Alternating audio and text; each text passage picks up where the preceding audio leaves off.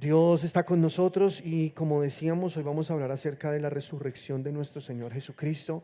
Es lo que celebra hoy el mundo y vamos a tocar algunas cosas. Yo sé que los otros años hemos hablado también de esto, pero quiero dar un enfoque hoy de pronto un poco distinto a lo que hemos visto, pero tú vas a estar muy concentrado, ¿te parece?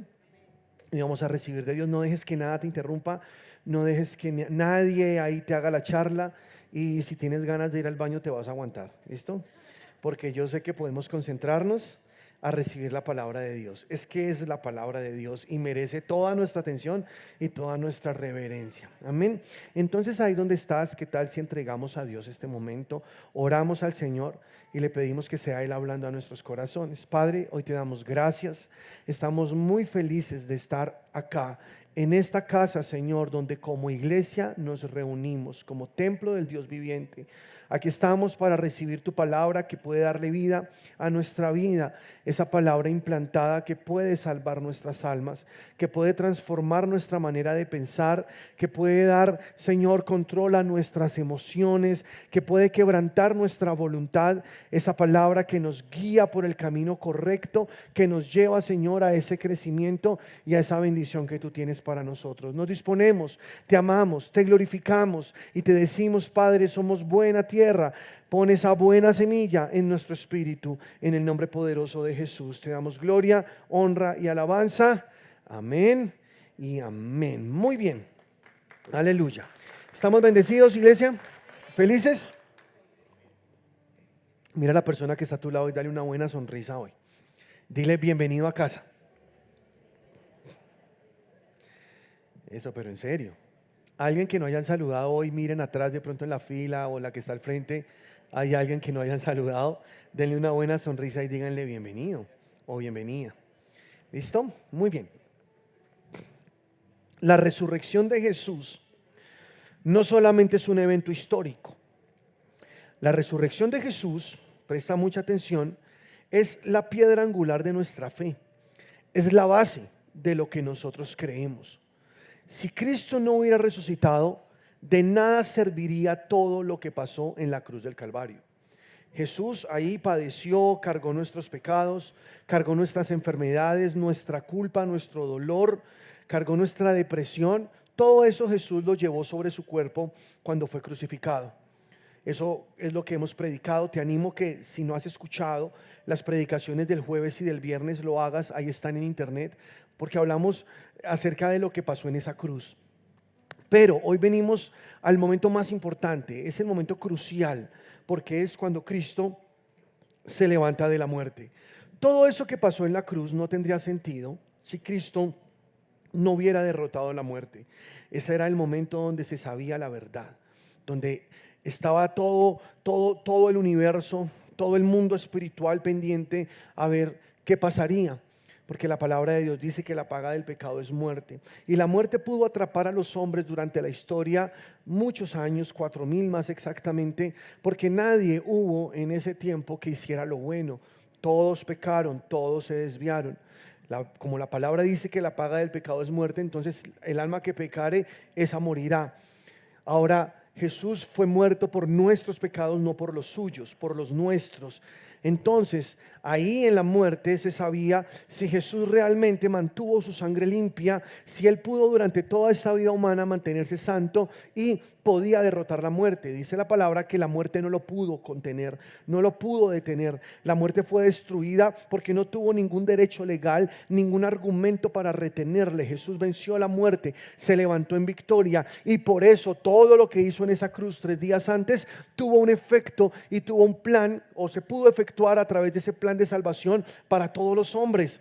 Entonces, es la resurrección de Cristo nuestra celebración de todos los días. Es la resurrección de Cristo, lo que nos tiene en este lugar es por su gracia, por su amor, lo que Él hizo en esa cruz, y al vencer a Satanás y a vencer a los demonios y a vencer la muerte y levantarse en victoria, que entonces lo que nosotros creemos hoy tiene sentido.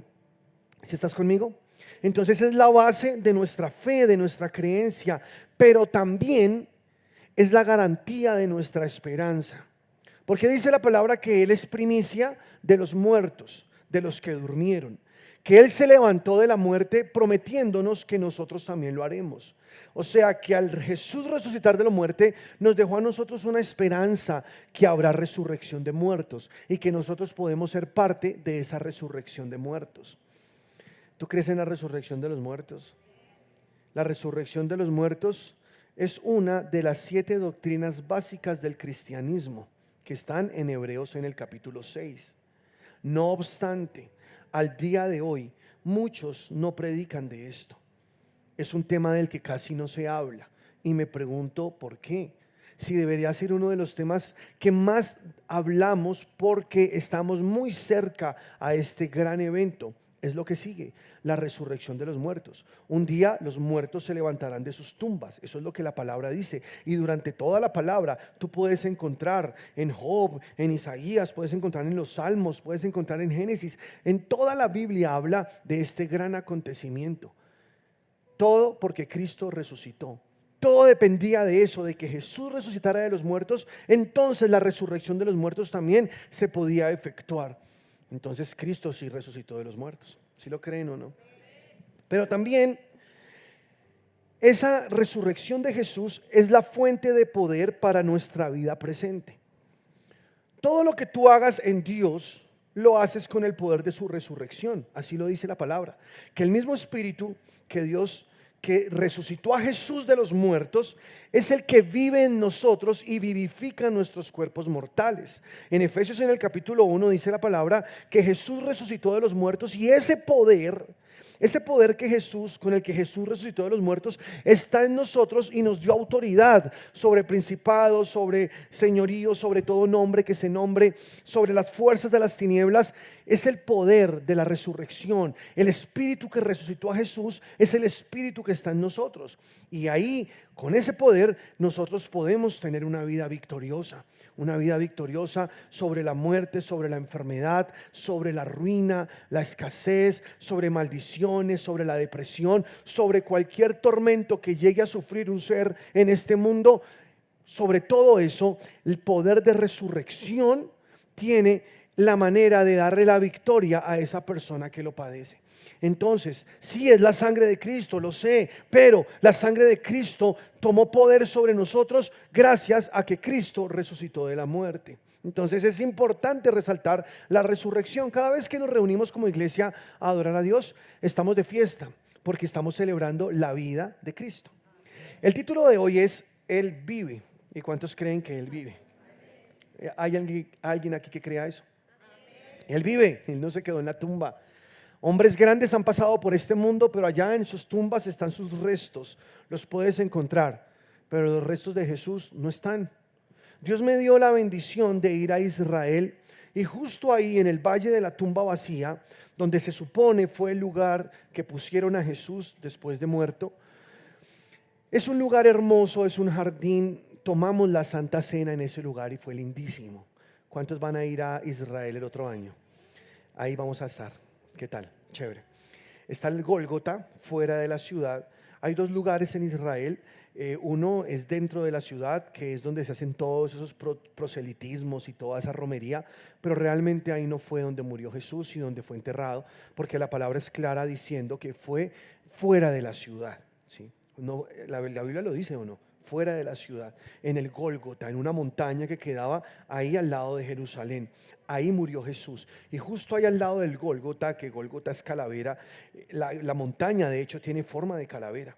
Y al lado, ahí cerca, está el jardín de la tumba vacía, que es el lugar donde pusieron a Jesús. Yo estuve, gloria a Dios, entré. ¿Sabes qué fue lo que más me asombró de estar en ese lugar? Que está vacía. Jesús no está ahí. Es en serio.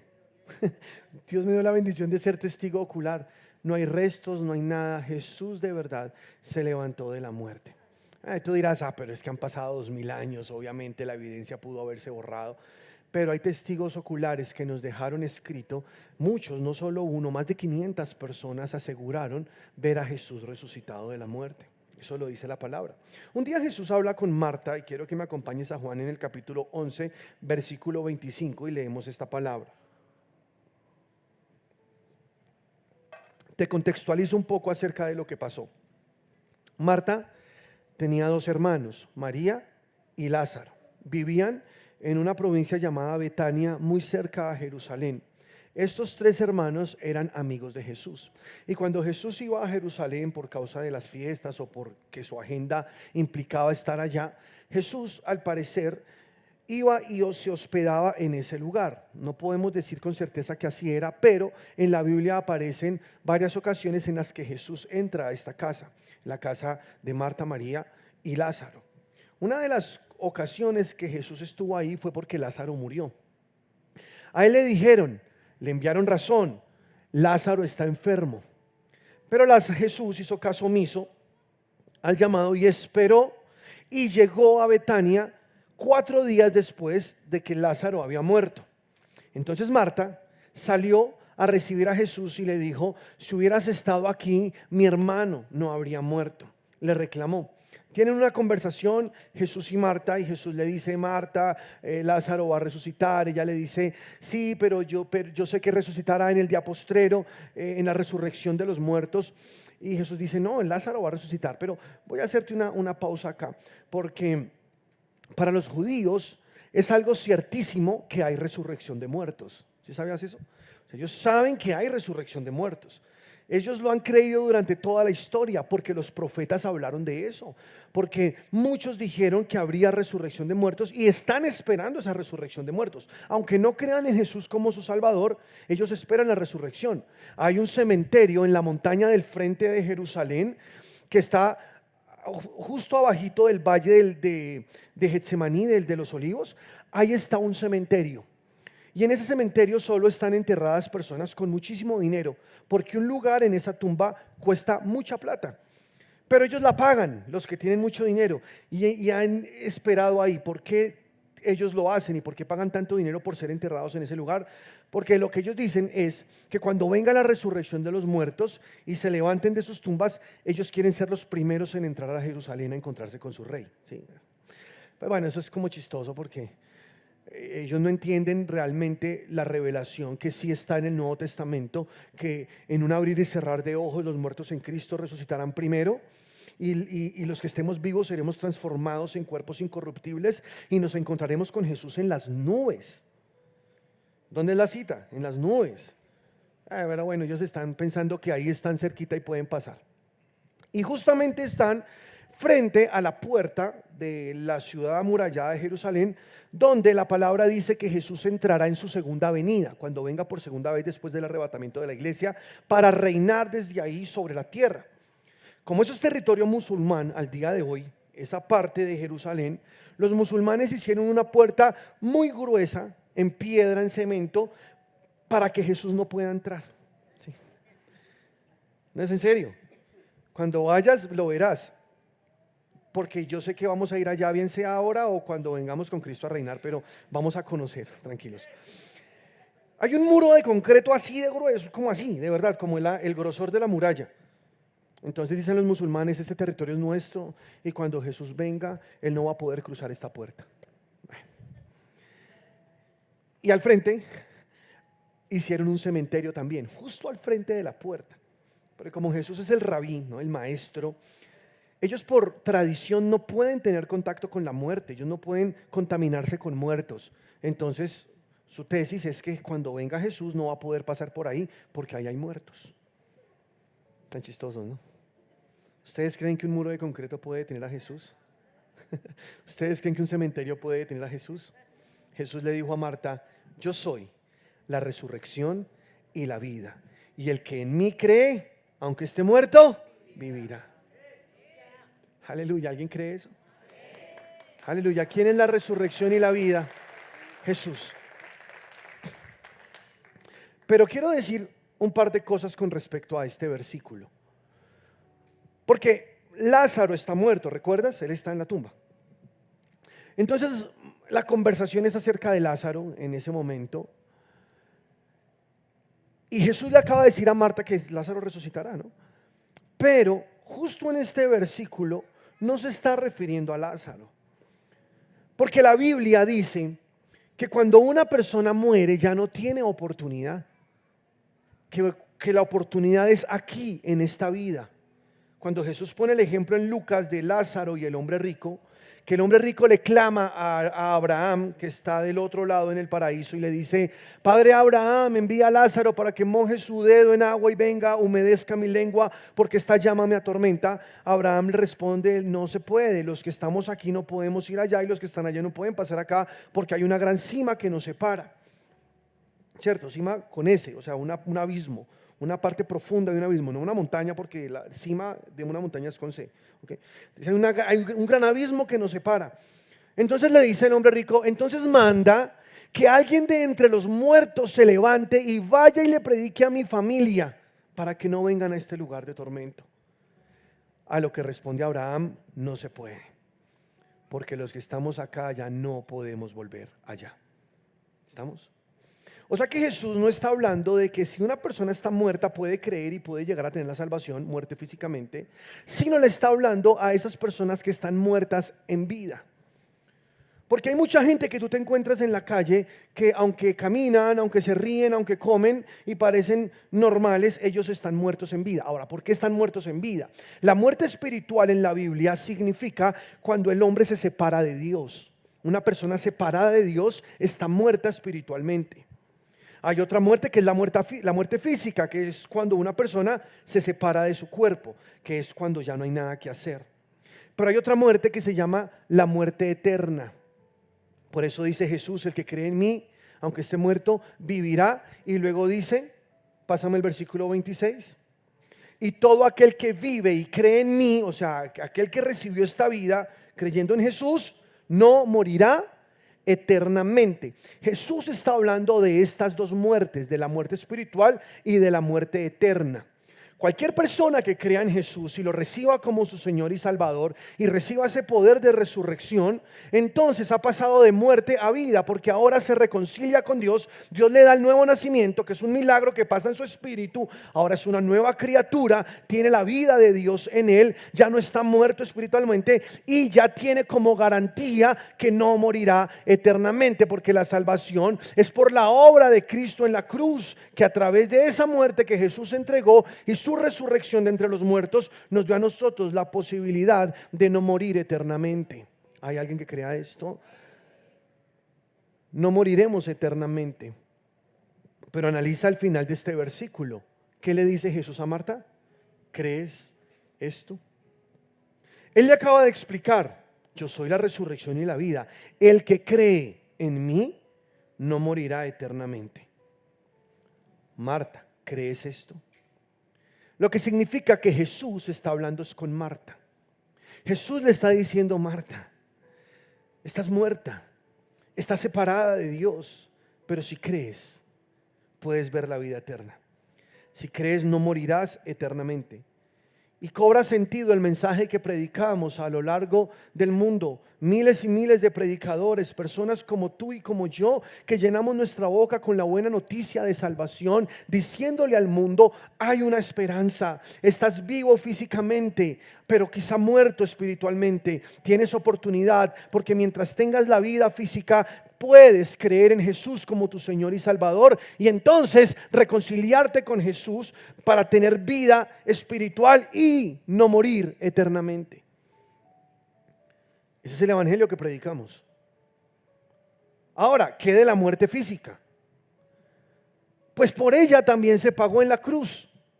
Tú también serás resucitado de los muertos. Por eso les decía ahora que la resurrección de Jesús nos da una esperanza de que no somos como aquellos que no tienen esperanza, porque habrá un día donde los muertos se levantarán de sus tumbas, resucitarán limpios, con un cuerpo nuevo, con un cuerpo incorruptible, con un cuerpo que nunca muere. Eso dice la Biblia, y lo dice muchísimas veces. De la resurrección de los muertos se habla mucho en la Escritura, y por eso te recuerdo que es una de las 7 doctrinas básicas del cristianismo que encuentras en Hebreos capítulo 6, la resurrección de los muertos. ¿Tú crees que habrá resurrección de muertos? Había una secta en aquel entonces, cuando Jesús caminaba por la tierra físicamente, que se llamaba los saduceos. Los saduceos no creían en la resurrección de los muertos. Entonces se opusieron mucho a Jesús, en sus enseñanzas y lo que siempre debatían era ese tema, la resurrección de los muertos. ¿Te acuerdas el día que interrogaron a Jesús los saduceos diciéndole: Jesús, había un hombre que tenía una esposa y ese hombre murió, entonces de acuerdo a la ley, el hermano de ese hombre la tomó por mujer para no dejar su nombre, para que su nombre no se borrara, y entonces ella fue esposa de su hermano, pero él también murió y luego se levantó el otro hermano y la tomó por esposa, y luego también murió, y así fueron 7 hombres que fueron esposos de ella, ¿sí? ¿Se acuerdan de esa historia?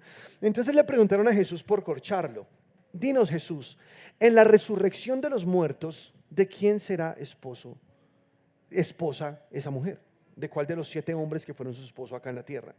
Jesús respondió y explicó que en la resurrección de los muertos no será como acá, que el matrimonio es algo únicamente de esta tierra, que en la resurrección de los muertos seremos semejantes a los ángeles, ni nos casaremos, ni nos daremos en casamiento, y lo explicó, ok, pero lo que te quiero resaltar es que ese grupo de personas no creían en la resurrección de los muertos y Jesús no la negó, por el contrario, Jesús habló de la resurrección de los muertos y él dijo: habrá resurrección de muertos, en algún momento, a la final trompeta, no trompeta de ángel, a la trompeta de Dios. Los muertos en Cristo resucitarán primero. Luego los que estemos vivos seremos transformados en un abrir y cerrar de ojos conforme a Jesús en su cuerpo, en su resurrección.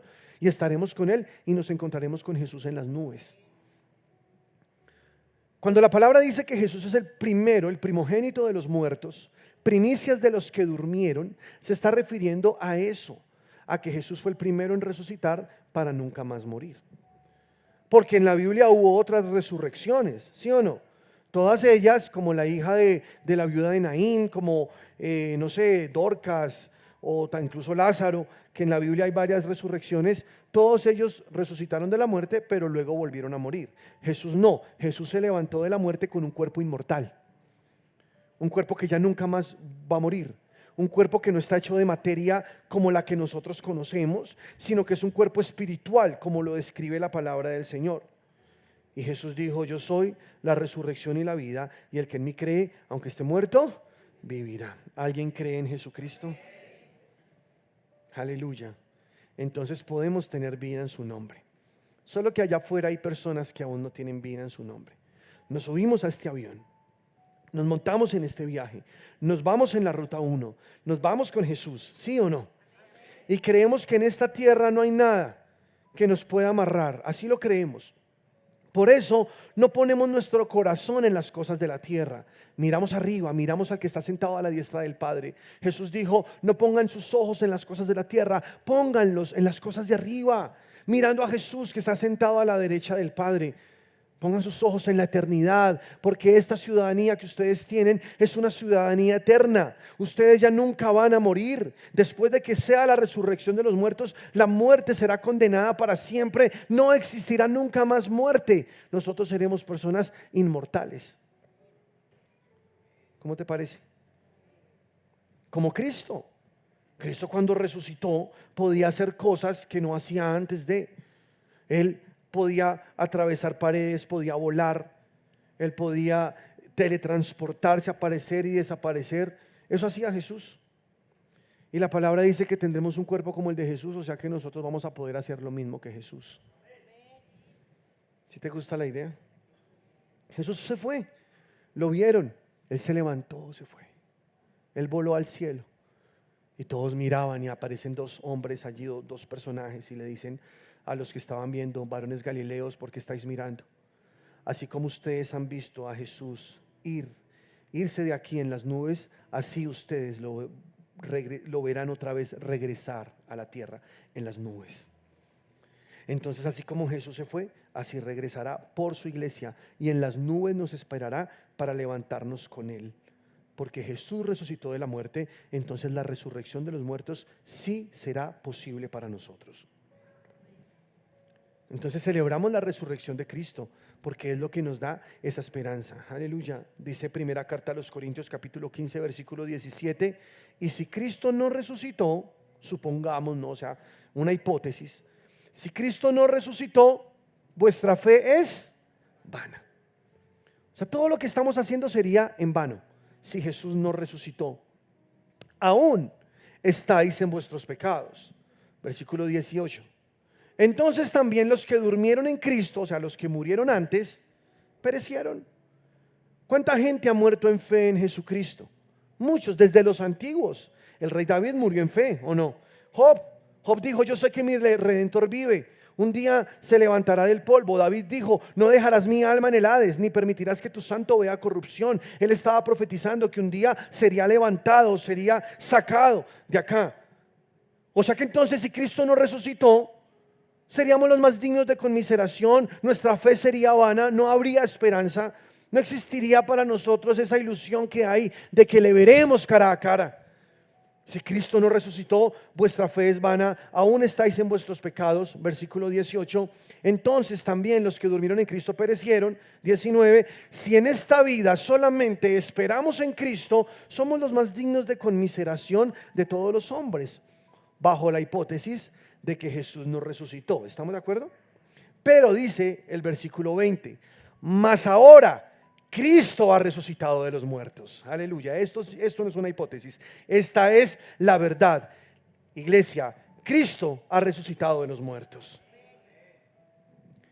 Primicias de los que durmieron es hecho. En el Nuevo Testamento, cuando habla de los que mueren en Cristo, se refiere a ellos como los que duermen. ¿Por qué? ¿Acaso están en un sueño profundo esperando a que Cristo venga para luego despertar? No exactamente. Lo que está durmiendo, lo que quedó ahí en esperanza fue el cuerpo. ¿Listo? El espíritu está vivo, el espíritu está en el trono de Dios. Si tú llegas a morir hoy y estás en Cristo, tú vas en espíritu a Dios, pero tu cuerpo queda esperando a este gran día de la resurrección de los muertos. Es por eso que en Hebreos dice que nos hemos acercado a la Sión, a la inconmovible, no hablando de esta Sión geográfica aquí en la nación de Israel, sino de la espiritual, en el cielo, mucho más allá de las estrellas, de las galaxias. Allá en algún lugar está Dios en su trono sentado, millones de espíritus que fueron santificados, como dice allá en Hebreos, y también millones de ángeles. Podemos acercarnos a ese lugar, sí. Pero cuando sea la resurrección de los muertos, vendrán todos esos espíritus con Jesús por sus cuerpos, a retomarlos del polvo de la tierra, a recibirlos y a encontrarse con Jesús en las nubes. Luego los que estemos vivos, los que no alcanzamos a morir para ese entonces, que espero seamos nosotros, esta generación, seremos transformados en cuerpos glorificados y nos encontraremos con Jesús en las nubes y con los que nos precedieron. Y ahí nos iremos juntos hacia el trono de Dios. ¿Cómo te parece? Eso es lo que la palabra de Dios enseña. Y yo lo creo. ¿Tú también lo crees? Porque si está escrito, pues yo lo creo. Y aunque de pronto esto parezca raro a algunos y un poco fantasioso, yo creo porque Dios lo dijo. Y esperamos la resurrección y creemos que ese momento se va a dar. Y entonces dice la palabra de Dios en el versículo 21, porque por cuanto la muerte entró por un hombre, Adán, ¿cierto? También por un hombre la resurrección de los muertos, Jesús. Amén. ¿Cuántos esperan ese día? Entonces es imposible hablar de la resurrección de Cristo sin hablar de la resurrección de los muertos, porque Jesús fue el primero en resucitar de los muertos para nunca más morir, y así nosotros los que estamos en Él resucitaremos un día también de la muerte para nunca más morir. Aleluya. Dice en Hechos en el capítulo 17, versículo 30, Pablo está en Atenas. Pablo está en un lugar muy idólatra y hay muchas inscripciones de dioses e imágenes, y entonces Pablo está mirando la manera de poder hablar de Jesús y evangelizar en este lugar. Y entonces en medio de todas esas inscripciones que habían allí, vio un letrerito que decía al Dios no conocido. Y entonces Pablo dijo, aquí fue.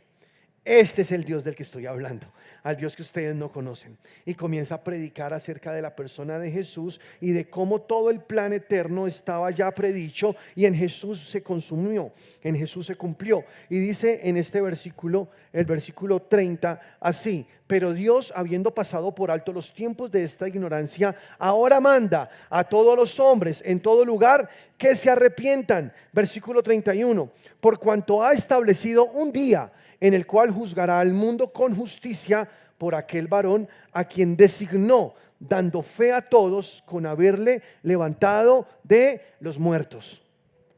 Está hablando del juicio. Hay dos juicios para las personas. ¿Cuáles son? Está el gran trono blanco, que es el juicio de los incrédulos, y está el tribunal de Cristo, que es el juicio de los hijos de Dios. Dime tú a cuál juicio vas a ir.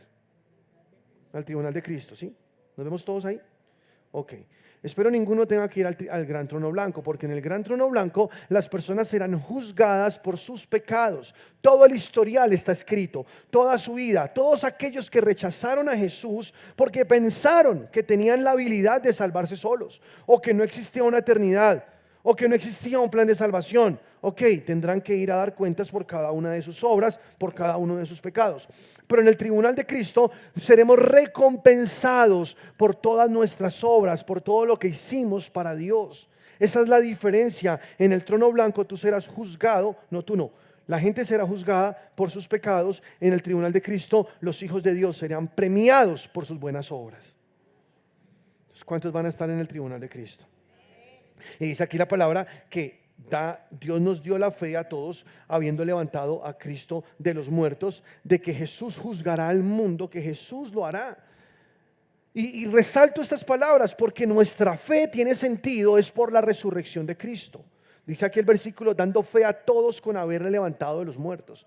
O sea, tú tienes fe en Dios gracias a que Cristo resucitó de los muertos. Ahora tienes un poder muy grande por encima de todo poder, para tú sobreponerte a cualquier acechanza del diablo, a cualquier poder demoníaco que quiera consumirte. Si tú tienes el poder de la resurrección, tu fe funciona, tú eres un hijo de Dios, tú puedes reinar en vida por Jesucristo. Y si el enemigo te ataca con enfermedad, y si el enemigo te ataca con ruina, con dolor, si el enemigo viene a atacar tu familia, a destruir tu matrimonio, si el enemigo quiere robarte la paz o hacer cualquiera de sus cosas que siempre hace, recuerda, si tú fuiste renacido en Cristo, el poder de la resurrección de Cristo está en ti. Por eso tu fe va a funcionar cuando tú la pongas en funcionamiento ante las acechanzas del diablo. Y tú vas a poder decirle al diablo, te vas en el nombre de Cristo Jesús, porque el mismo poder que levantó a Cristo es el mismo poder que opera en mí. El mismo. Porque el mismo espíritu con el que Dios levantó a Cristo de la muerte es el mismo espíritu que habita mi cuerpo mortal y lo vivifica. Por eso, Satanás, tú no puedes destruirme. Tengo el poder de Cristo, porque Cristo resucitó. Vivo en la esperanza de que yo resucitaré también con Él. Aleluya. ¿Lo crees? ¿Cuántos lo creen? Amén. Entonces nos subimos al avión, ¿sí o no? ¿Nos vamos con Cristo? ¿Cuántos se van con Cristo? Amén. Aleluya. Y entonces nos muestra la palabra un relato histórico, verídico, de que Jesús de verdad venció la muerte. Dice la palabra de Dios en Lucas en el capítulo 24, versículo 36, quiero que lo leas conmigo. Dice, mientras ellos aún hablaban de estas cosas, Jesús se puso en medio de ellos. Aquí Jesús murió y ahora ellos están reunidos. ¿Cómo qué pasó? Pues aparece Jesús. Se mete ahí en medio de ellos. Y me gusta mucho como lo dice, Jesús se puso en medio de ellos. O sea, de repente estaba ahí y les dijo, pasa a vosotros. Entonces, espantados y atemorizados, pensaban que veían espíritu. Pero Él les dijo, ¿por qué estáis turbados y vienen a vuestros corazones estos pensamientos? Mirad mis manos y mis pies, que yo mismo soy. Palpad y ved, porque un espíritu no tiene carne ni huesos, como veis que yo tengo. Y diciendo esto, les mostró las manos y los pies. Y como todavía ellos de gozo no lo creían y estaban maravillados, les dijo, ¿tenéis aquí algo de comer? Entonces le dieron parte de un pez asado y un panal de miel. Y él lo tomó y comió delante de ellos. Y esto a nosotros nos da una esperanza también muy bonita. Y es que en la resurrección de los muertos vamos a poder comer. Aleluya. ¿Eso te alegra o no? No es como que tenemos cuerpos glorificados y ya no vamos a comer. No, vamos a comer. Jesús comió pescadito, o sea, Jesús no es vegano ni nada de eso. Comió pescado, agarró un panal de miel, tomó miel y mostró que realmente era Él. Él dijo, una persona de carne y hueso puede comer. Claro, era un cuerpo glorificado, era un cuerpo diferente, pero podía comer. Entonces eso es una muy buena noticia, porque vamos a comer muy bien. Además dice la palabra que en las bodas del Cordero, cuando seamos sacados de acá y llevados al tribunal de Cristo, en esos 7 años que estará la iglesia con Jesús en el cielo, habrá un banquete, pero el Señor banquete. Vamos a comer delicioso. Rico, ¿no? ¿A cuánto les gusta comer aquí? No, pues a mí me fascina, creo que es uno de los placeres más lindos que tiene la vida, ¿no? Comer rico, nada como comer algo que sea muy delicioso a nuestro paladar. ¿Sí o no? Jesús comió delante de ellos mostrándoles que Él era. Él dijo, soy yo, un espíritu no hace estas cosas, yo lo estoy haciendo. Y dice el versículo, y Él tomó y comió delante de ellos, versículo 44, dice, y les dijo, estas son las palabras que os hablé estando aún con vosotros, que era necesario que se cumpliese todo lo que está escrito de mí en la ley de Moisés, en los profetas y en los salmos, versículo 45. Entonces les abrió el entendimiento para que comprendiesen las escrituras, así como Dios nos ha abierto el entendimiento a todos nosotros hoy, que podemos comprender las escrituras, ¿sí o no? Podemos entender lo que el Señor está diciendo. Y les dijo, así está escrito, y así fue necesario que el Cristo padeciese y resucitase de los muertos al tercer día. Aleluya. ¿Cuántos lo creen? Versículo 47. Y que se predicase en su nombre el arrepentimiento y el perdón de pecados en todas las naciones, comenzando desde Jerusalén, porque la iglesia comenzó en Jerusalén, y vosotros sois testigos de estas cosas. ¿Cuántos son testigos? Pero tú fuiste testigo porque lo viste. No, no fuimos testigos oculares, pero tenemos su Espíritu Santo. Jesús dijo en Hechos capítulo 1 versículo 8, pero recibiréis poder cuando haya venido sobre vosotros el Espíritu Santo y me seréis testigos.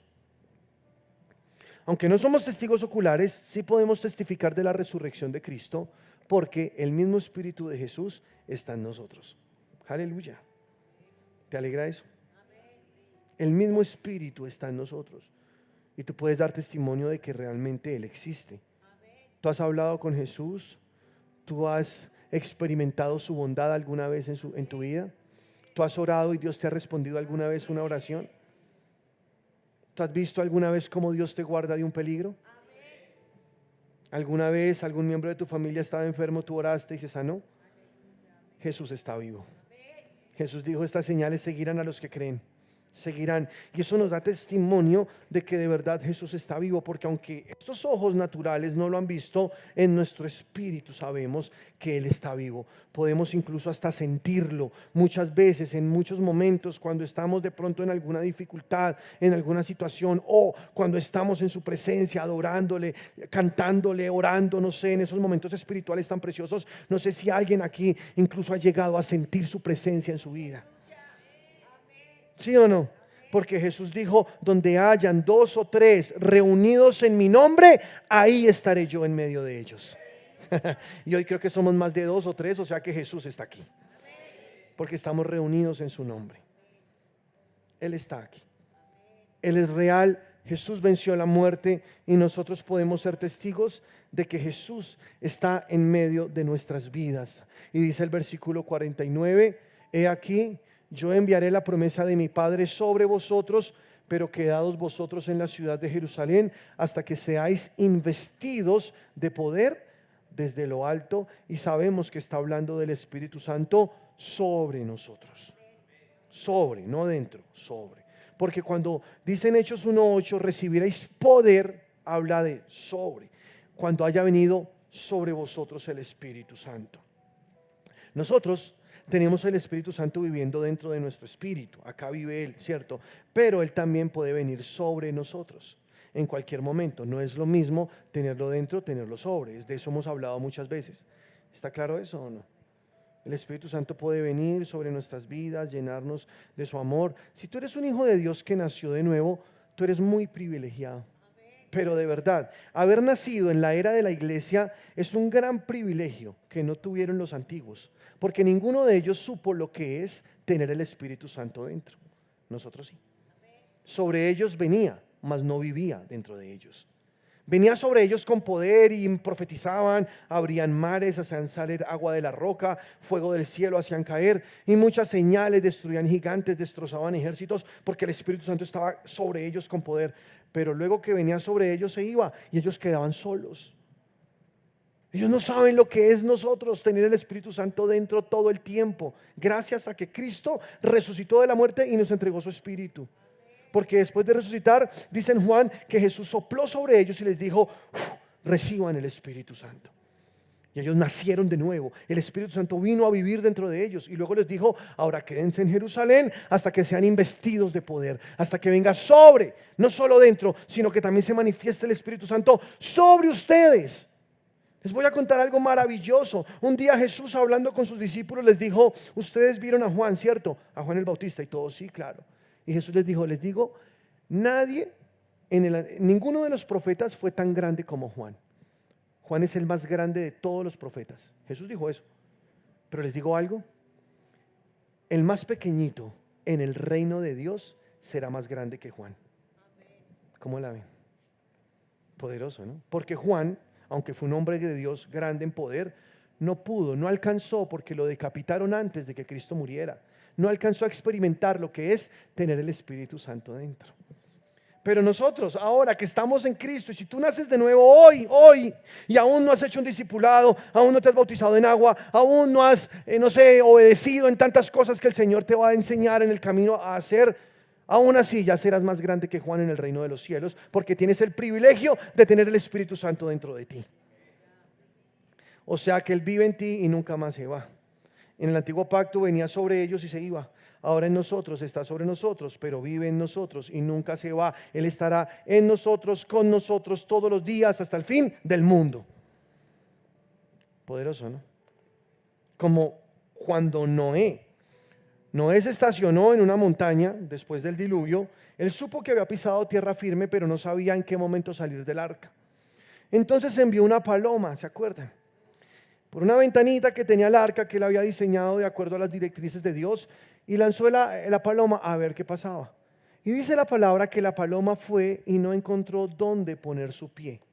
Ojo, porque dice su pie, no su pata. O sea que está hablando no de un animal, sino de una persona, de la persona del Espíritu Santo. Él no encontró dónde poner su pie. Y si tú miras el texto original, dice pie, como si estuviera hablando de una persona.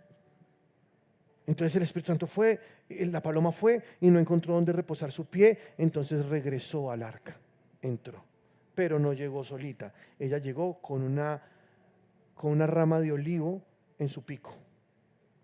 Y el olivo es el árbol del cual se extrae el aceite de la unción. ¿Estamos o no? Eso es un cuadro de nuestra vida en Cristo.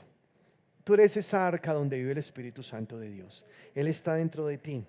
Ahora ya Él no se va, Él vive acá. Lo que pasa es que a veces, en momentos cuando lo necesites, Él va a salir, va a revolotear sobre ti, traerá la unción sobre ti para que tengas el poder que necesitas. Una vez lo uses y una vez veas el milagro y veas la gloria de Dios manifestarse, Él vuelve a guardarse en la casita.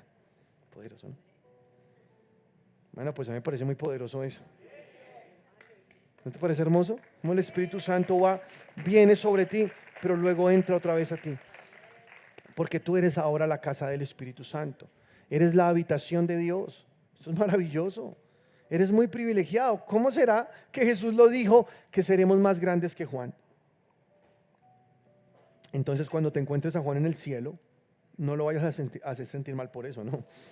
Porque Juan y todos los que pasaron y pisaron esta tierra y que hicieron grandes cosas con Dios, que tú admiras seguramente, como, no sé, Gedeón, David, Moisés. ¿Tú tienes algún personaje que admires mucho de la Biblia? Daniel, José. Yo admiro mucho a Daniel, por ejemplo. Personajes en la Biblia que fueron grandes. Allá en el cielo, ellos te van a ver a ti como un muy privilegiado, porque ellos ni siquiera lograron entender cómo sería eso de ser una persona de carne y hueso y tener a Dios dentro de él. Eso es una cosa maravillosa.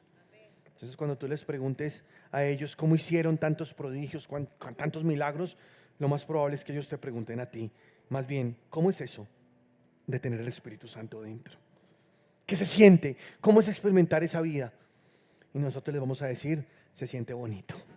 Él vive acá en nuestro corazón y es la paz que sobrepasa todo entendimiento, es la alegría, el gozo de nuestra salvación, pero también es la tristeza cuando pecamos. Él es el que nos redarguye y nos impulsa a toda verdad, Él es el que nos enseña. Es tan real en nosotros que incluso podemos sentir su tristeza. Cuando tú pecas puedes experimentar esa tristeza del Espíritu Santo. Por eso dice la palabra: no contristéis al Espíritu Santo de Dios, porque con Él fuiste sellados para el día de la redención. Él está aquí y tú puedes sentirlo incluso. Haces algo que no está bien, haces algo que le duele a Él y tú puedes sentir, experimentar esa tristeza. ¿Alguien sabe de lo que estoy hablando o no? Si tú tienes el Espíritu Santo de Dios, sabes de lo que te estoy hablando. El Espíritu no se ha ido y nunca se va a ir. Y si Él te da una gloria, y si Él te da un triunfo, una victoria sobre alguna circunstancia, aleluya, eso es porque Él vino sobre ti, vino con poder de lo alto, te cubrió, se manifestó con unción sobre tu vida, gloria a Dios. Pero una vez pase ese momento de euforia, ten toda la seguridad que Él vuelve a guardarse ahí en tu espíritu, porque ese es el templo de Él y Él es donde decidió vivir siempre. El cielo, dice la palabra, no lo puede contener. Mi espíritu sí. Ahí vive el Espíritu Santo de Dios. Es esa parte eterna donde vive el eterno. Aleluya. Y de pronto no entendemos muchas cosas de cómo será la eternidad, cómo será después cuando estemos allá. Y lo descubriremos y estamos ansiosos por eso. Pero hoy tú tienes al Espíritu en ti. Un día tú estarás dentro del cielo, hoy el cielo está dentro de ti. Hoy tú puedes sentirlo, experimentarlo, vivirlo, percibirlo, porque Él vive dentro de ti. Aleluya. No te preocupes que ya muy pronto estaremos con Él, porque Él pronto regresará. ¿Cuántos lo creen? Aleluya, yo también lo creo. Él es bueno, Él es grande. Y dice también la palabra de Dios en primera carta a los Corintios, en el capítulo 15, versículo 3, porque primeramente os he enseñado lo que asimismo recibí, que Cristo murió por nuestros pecados conforme a las Escrituras, y que fue sepultado y que resucitó al tercer día conforme a las Escrituras, y que apareció a Cefas, después a los 12, después apareció a más de 500 hermanos a la vez, de los cuales muchos viven aún y otros ya duermen. Después apareció a Jacobo, después a todos los apóstoles, y al último, dice Pablo, al último de todos, como a un abortivo, me apareció a mí. El Pablo iba de camino a Damasco con la intención de perseguir a los cristianos. Llevaba cartas con autorización de llevarlos presos, ¿se acuerdan? Pero en el camino se le apareció Jesús y le dijo: Saulo, Saulo, ¿por qué me persigues? ¿Quién eres, Señor? Respondió, y Jesús le dijo: yo soy Jesús a quien tú persigues. Dura cosa te es dar coces contra el aguijón. Se le presentó Jesús vivo. Se le mostró a Pablo, y Pablo pudo verlo. Y Pablo dijo: Jesús, tenemos pruebas indubitables de que realmente está vivo, porque se presentó a más de 500 hermanos a la vez. La iglesia, quizá ya te lo dije alguna vez, pero la iglesia la fundó Cristo. Nadie más que Cristo. Los apóstoles continuaron la obra de Jesús. ¿Quién fundó la iglesia? Cristo. Jesús sopló y dijo: reciban el Espíritu Santo, y estuvo apareciéndose aquí durante varios días, hasta que luego se fue y dijo: les dejo el Espíritu, mi Espíritu sobre ustedes. Pero dice aquí la palabra que cuando Él se apareció habían más de 500 hermanos. ¿Qué significa eso? Por primera vez a la iglesia, que era el grupo de personas que estaban siguiendo a Jesús, se les llamó hermanos, y entre ellos se llamaban hermanos. Es porque antes de que llegara el Pentecostés del capítulo 2 de Hechos, ya había una iglesia de más de 500 miembros. ¿Sí estamos o no? O sea, la iglesia no comenzó en el Pentecostés como algunos dicen. No, ahí fue cuando ellos recibieron el Espíritu Santo sobre ellos y fueron investidos de poder. Pero ya la iglesia se estaba reuniendo. No tenían el poder del Espíritu Santo, por eso estaban amedrentados, escondidos, tenían miedo. Pero ellos estaban ya ahí como una iglesia reuniéndose, y Jesús en esta ocasión se apareció a más de 500 hermanos. ¿Cómo te parece? Es poderoso, ¿no? Entonces nosotros creemos en un Dios vivo, en Jesucristo, que venció la muerte. Y vemos la autoridad y vemos el poder y el denuedo que hubo cuando esos hombres vieron a Jesús resucitado. Dice la palabra en Hechos en el capítulo 4, versículo 13. Entonces, viendo el denuedo de Pedro y de Juan, y sabiendo que eran hombres sin letras, y del vulgo se maravillaban y le reconocían que habían estado con Jesús. El denuedo de Pedro, de Juan y de todos los apóstoles en esa primera era de la iglesia nos explica el poder de la resurrección, porque o si no, ¿por qué ellos querrían morir por alguien que no hayan visto después de resucitar de los muertos? Ellos entregaron su vida, dice la palabra que incluso despreciaron su vida hasta la muerte. Ellos estuvieron dispuestos a todo con tal de defender ese nombre. Cuando tú conoces a Jesús, tú querrás vivir por Jesús y si es necesario, también morir por Jesús. ¿Sí lo crees o no? Porque Él se vuelve el todo de tu vida, el centro de tu vida. Mucha gente se pregunta qué nos pasa, por qué somos así, por qué vamos a esa iglesia, por qué nos congregamos, por qué cambiamos nuestra manera de vivir, por qué ya no somos los mismos, por qué ahora hablamos diferente. ¿Sabes por qué? Porque conocimos la persona más maravillosa, a nuestro Señor Jesucristo. Él nos cambió la vida y después de conocerlo, nunca más fuimos las mismas personas. ¿Es así o no? ¿Alguna vez te han criticado por ser cristiano? ¿Se han burlado de ti alguna vez? Bueno, pues bienvenidos al club. Eso no importa. Por Cristo vale la pena todo. Y Cristo murió por mí, yo quiero vivir por Él. Dime tú, ¿también o no? Ese poder de resurrección que nos da a nosotros esa alegría, esa fe que va mucho más allá de esas pruebas, esa fe que nos hace creer en un Dios todopoderoso, que nos hace tener una esperanza con respecto a lo porvenir. Dice en segunda carta a Timoteo en el capítulo 1, versículo 9, así, quien nos salvó y llamó con llamamiento santo, no conforme a nuestras obras, sino según el propósito suyo y la gracia que nos fue dada en Cristo Jesús antes de los tiempos de los siglos, pero que ahora ha manifestado por la aparición de nuestro Salvador Jesucristo, el cual quitó la muerte y sacó a luz la vida y la inmortalidad por el Evangelio. Aleluya.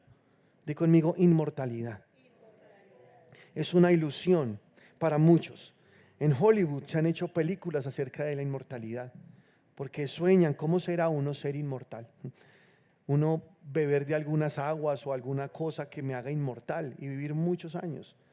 Cuando yo era niño vi una película de una familia que encontró una fuente de agua que cuando la bebían nunca morían. Yo no sé esa película cómo se llama, pues esa película me impactó mucho, porque me llevó a soñar de verdad cómo sería uno vivir sin morir, ¿no? Y ahí ponían a uno de los muchachos de esa familia que tenía más de 800 años y nunca envejeció y pasaban generaciones y generaciones y él seguía siendo el mismo. Y entonces uno de niño pues también se ilusiona mucho con esas cosas, ¿no? Entonces, ¿cómo será uno nunca morir y nunca envejecer? Y cuando luego estudié la escritura me di cuenta que sí es posible. Y que de hecho todos los que estamos en Cristo somos personas inmortales y que vamos a vivir con el Señor para siempre. Aleluya, eso llena el corazón de alegría, ¿o no? Que no moriremos eternamente, sino que viviremos con Él para siempre. En Colosenses 2:15 dice la palabra, y despojando a los principados y a las potestades, los exhibió públicamente, triunfando sobre ellos en la cruz del Calvario. Aleluya. Ahora somos nosotros los que tenemos la autoridad porque Jesús nos la entregó a nosotros. Ahora somos nosotros los que seguimos testificando de ese Cristo crucificado y ese Cristo resucitado. Ahora somos nosotros los encargados de mostrar a ese Jesús al mundo, porque este no es un evangelio privado, este es un evangelio que tenemos que llevar hasta los rincones de la tierra para que muchos más tengan la dicha que nosotros tenemos y puedan experimentar esa inmortalidad y puedan tener esa misma esperanza que nosotros tenemos. Aleluya. Y vivimos con esa esperanza. Vivimos como aquellos que tienen ese corazón gozoso, porque la muerte física no es el final. Un día nosotros nos encontraremos con el Señor y un día habrá resurrección de muertos. ¿Cuántos lo creen? Dice la palabra de Dios en primera carta a los Corintios 15, versículo 20, mas ahora Cristo ha resucitado de los muertos, primicia de los que durmieron es hecho. Entonces un día nosotros creemos que también vamos a resucitar. En Romanos capítulo 6, versículo 4, presta la atención a estas citas que te voy a dar rápidamente, dice, porque somos sepultados juntamente con Él para muerte por el bautismo, a fin de que como Cristo resucitó de los muertos por la gloria del Padre, así también nosotros andemos en vida nueva, porque si fuimos plantados juntamente con Él en la semejanza de su muerte, así también lo seremos en la de su resurrección. Y ojo con esto, porque el bautismo en agua es algo muy poderoso. Yo no sé si aquí todos son bautizados en agua. Si hay alguien que no ha sido bautizado en agua, te invito el 4 de mayo, vamos a hacer bautismos en agua. Porque el bautismo en agua es una prueba exterior ante el mundo de lo que pasó en nuestro espíritu, del nuevo nacimiento. El bautismo en agua no te salva, porque tú fuiste salvo a través de la muerte de Cristo, si estamos de acuerdo o no, y tu fe en Jesús. El bautismo en agua no te sane o no es que tenga algún poder milagroso, no es eso. Es un acto público que hacemos demostrando nuestra unión con Cristo. Eso es el bautismo en agua. Pero hay algo poderoso en el bautismo en agua. Y es que mojamos nuestra carne en esperanza. Porque aquí dice la palabra que en el bautismo nosotros fuimos bautizados en su muerte para que luego tengamos parte en su resurrección. Como tú ya fuiste salvo en tu espíritu, solo falta que seas salvo en tu cuerpo, ¿sí o no?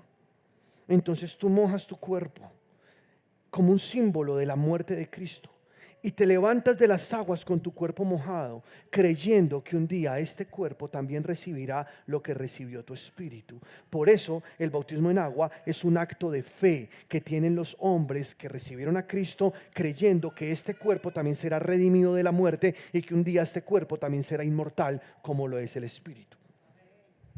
Entonces, si tú no te has bautizado, te invito a que te bautices. ¿Tienes fe en Jesús? ¿Listo?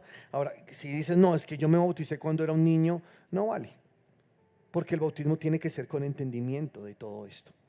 De que yo estoy aquí mojando mi cuerpo en esperanza, diciéndole, Señor, espero por ti. Mi carne reposará en esperanza.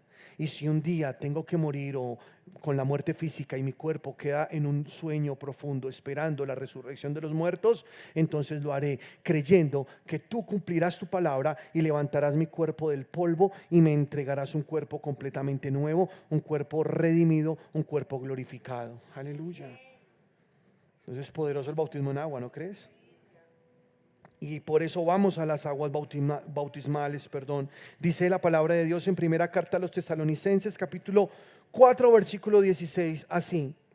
Porque Él mismo, con voz de mando, con voz de arcángel y con trompeta de Dios. ¿Con trompeta de quién? De Dios. ¿Por qué digo? ¿Y por qué hago énfasis en esto? Porque hay una doctrina por ahí que dice que el arrebatamiento de la iglesia es dentro de la gran tribulación, en medio de los juicios, cuando los ángeles toquen las trompetas. Pero es que aquí Dios aclara, no es trompeta de ángel, es trompeta de Dios. Es cuando Dios haga sonar esa trompeta y llame a los suyos de la tierra y los saque de esta tierra. Y entonces dice, con trompeta de Dios descenderá del cielo.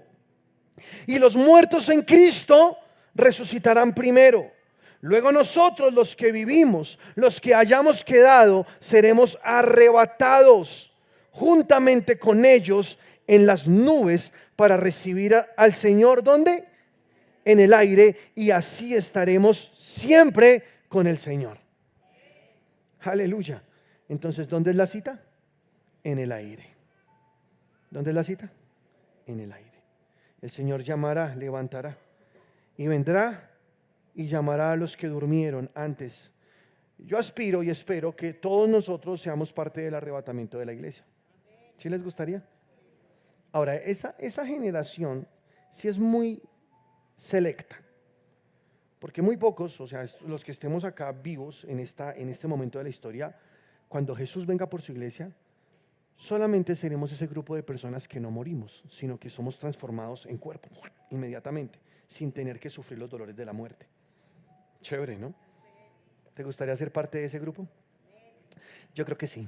La verdad, algo me dice que somos parte de esa última generación, esos que veremos el arrebatamiento de la iglesia. Y para los que dicen que el arrebatamiento no es verdad, pues aquí dice la palabra que Jesús, que seremos arrebatados. Lo estás leyendo conmigo, ¿cierto? ¿Seremos qué? Arrebatados juntamente con ellos. ¿Quiénes? Los que durmieron, los que murieron antes, en las nubes para recibir al Señor en el aire, y así estaremos siempre con el Señor. Aleluya.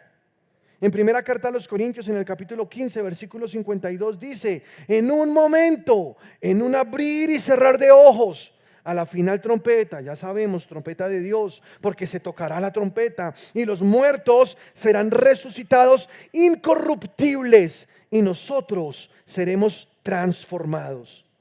Porque es necesario que esto corruptible, este cuerpo corruptible que se corrompe tan fácil, este cuerpo que es vendido al pecado, es necesario, di conmigo necesario. O sea, es necesario para ti y para mí que este cuerpo corruptible se vista de incorrupción y este cuerpo mortal se vista de inmortalidad. Porque es necesario, hay un plan que Dios tiene para ti y para mí, que es mucho más allá de los 7 años que estaremos con Dios en el cielo. Porque no sé, a veces pensamos que listo, nos fuimos y para el cielo a cantar canciones por la eternidad. No, hay un plan. ¿Cuál es ese plan?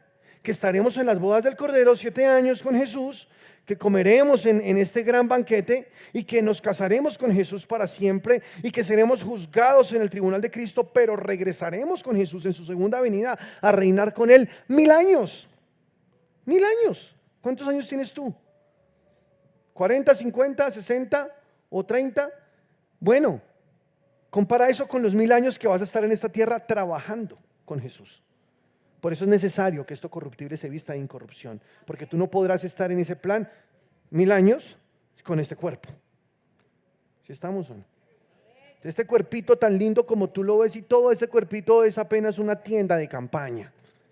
Es apenas un lugar que el Señor te dio, una casa provisional. Entonces no ames tanto este cuerpo. Cuídalo, claro, porque es el templo del Espíritu Santo, cuídalo, manténlo bien, pero si somos realistas, este cuerpo es algo muy frágil. Dice en primera carta a los Corintios que tenemos este tesoro en vasijas de barro para que la excelencia sea de Dios y no de nosotros, porque este cuerpo está hecho de barro, por eso es tan frágil, se puede romper muy fácil, ¿o no? Entonces tú lo puedes cuidar mucho, claro, alimentarlo bien, puedes tener mucho cuidado de los peligros, ser prudente, porque es el lugar donde vives hoy.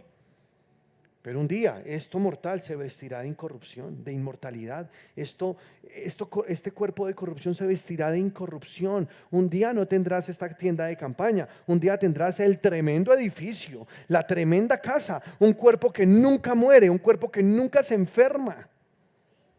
Un cuerpo que nunca sentirá ganas de pecar. Aleluya.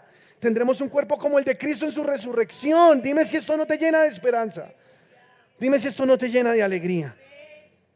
Esto mortal se vestirá de inmortalidad. Y dice el versículo 54, y cuando esto corruptible se haya vestido de incorrupción y esto mortal se haya vestido de inmortalidad, entonces se cumplirá la palabra que está escrita, sorbida es la muerte en victoria. ¿Dónde está, oh muerte, tu aguijón? ¿Y dónde, oh sepulcro, tu victoria? Ahora mira lo que dice, ya que el aguijón de la muerte es el pecado y el poder del pecado, la ley. La muerte tiene un aguijón como la avispa que te pica y te deja su aguijón, ¿cierto? ¿Cuál es el aguijón de la muerte? El pecado. Porque la muerte solo te puede llevar por el pecado. Entonces, ¿qué hace la muerte o el imperio de la muerte? Porque hablamos de la muerte como un ángel, pero realmente la Biblia habla del imperio de la muerte, como millones de ángeles caídos que tienen como misión matar a las personas. Y la forma de hacerlo es clavándole su aguijón. ¿Qué? El pecado. Porque la paga del pecado es muerte. Pero ahí dice el versículo que lo que le da poder al pecado, ¿qué es? La ley. Pero nosotros no vivimos bajo la ley, vivimos bajo la gracia.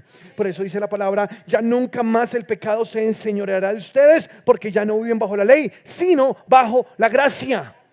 Por eso no me canso de predicar de la gracia. Lo seguiré haciendo y seguiré diciendo que la única manera para alcanzar esa salvación no es a través de tus obras, sino la obra perfecta de Jesucristo en la cruz del Calvario. Y su resurrección que te da a ti la posibilidad de resucitar también un día. Aleluya. El aguijón de la muerte es el pecado. Y luego dice el versículo 57, más gracias sean dadas a Dios que nos da la victoria. ¿Por medio de quién? De nuestro Señor Jesucristo. Y luego el versículo 28 dice, así que hermanos míos amados, estad en la obra del Señor. ¿Cada cuánto? Cada domingo en la mañana. Por tanto, amados míos hermanos, estad firmes, constantes y creciendo en la obra del Señor una vez al mes, o cuando no tenga que trabajar, o cuando me quede tiempo. No, ¿cada cuánto? Siempre. Es que es una esperanza muy grande. Es que aquel que entiende esto lo deja todo por servirle a Dios. Pone a Dios en el primer lugar de su vida. Así que, hermanos míos, estad firmes, constantes y creciendo en la obra del Señor, siempre sabiendo que vuestro trabajo en el Señor, ¿qué? No es en vano. Aleluya. ¿Alguien lo cree? Y está hablando de ¿qué? De la resurrección de los muertos. ¿Sí o no? Está hablando de aquel día cuando seamos transformados, porque en algún momento, como lo leíamos, en un abrir y cerrar de ojos, los muertos en Cristo resucitarán primero. Dice la palabra en el Antiguo Testamento que el polvo de la tierra entregará a sus muertos, que los muertos se levantarán del polvo. Porque del polvo eres y al polvo volverás, dice la palabra en Job. Pero, aclaro, eso es una verdad mientras viene Cristo a levantar del polvo a sus hijos, porque Él es el primero de los muertos, para que ahora esos que se levantan del polvo ya nunca más sean polvo, ahora sean esos hijos de Dios conforme a la imagen de Jesús, para que nunca jamás vuelvan a morir. Y ojo con la palabra polvo, porque por ahí también hay otra doctrina que dice que no, una persona no se debe cremar, porque entonces en la resurrección de los muertos no va a poder resucitar. No sé si han escuchado eso. Hay un grupo, mejor no digo el nombre, pero hay un grupo por ahí que enseña eso. Pues es una bobada realmente. ¿Por qué tú crees que para Dios es imposible levantar del polvo de la tierra a alguien? Nada es imposible, del polvo eres, al polvo volverás. Y es que Dios formó del polvo de la tierra al hombre, lo hizo con sus manos. Él puede levantar a una persona que murió, que fue cremada, y Dios puede hacer que otra vez ese cuerpo se levante y ese cuerpo tenga vida eterna. O si no, entonces díganme de aquellos que murieron despedazados por fieras en las selvas, o esos que fueron muertos en los mares y se los comió un tiburón y se convirtieron en popó de tiburón, o aquellos que de pronto murieron quemados en un incendio, o que de pronto en una masacre, en una explosión tuvieron que volar en 1000 pedazos, o qué sé yo. Entonces Dios dice: no, a ustedes no los puedo resucitar. No, qué pena, ¿no? Porque no los enterraron enteritos, entonces ahora yo dónde consigo todos los huesitos. No, es que Dios es eterno y es el todopoderoso. Y entonces dice la palabra que el mar entregará a sus muertos y del polvo de la tierra se levantarán. Aleluya. ¿Lo crees? Entonces ya no importa. Nosotros creemos y nuestra esperanza está en un Dios que todo lo puede. ¿Cuántos lo creen? Ponte sobre tus pies, por favor. Aleluya. Hay resurrección. Hay resurrección. Y si Jesús resucitó, tú y yo también resucitaremos. Pero entonces, ¿cómo hacer para vivir esto? La Biblia dice que aquel que tiene esta esperanza, a sí mismo se purifica. Todos los días está tratando, está buscando, está llenándose de Dios para obedecer más a Dios, para mantenerse más en Él, para estar siempre en su voluntad, para santificarse más, para que el Espíritu Santo siga haciendo esa obra perfecta. Lo primero que alguien puede hacer y lo más importante es recibir a Jesús en su corazón y aceptarlo como su Señor, porque no hay vida fuera de Él, ya que Él fue el único que venció la muerte con su vida santa, pura, y te hizo renacer a ti con una simiente incorruptible, o sea, una simiente santa, un espíritu que ahora tienes, la nueva criatura que eres, que no tiene pecado, porque fuiste justificado a través de la fe en Jesucristo. Jesucristo te limpió, la sangre de Jesucristo te limpió de todo pecado. Y si aún no has sido lavado con esa sangre, hazlo ya. Dile: Señor, yo te recibo en mi corazón, yo creo en ti, porque la única manera es esa. Dice la palabra en Romanos 10, que con el corazón se cree para justicia, con la boca se confiesa para salvación. Si confesares con tu boca que Jesucristo es el Señor y creyeres en tu corazón que Dios lo levantó de los muertos, serás salvo. ¿Tú crees que Jesucristo es el Señor?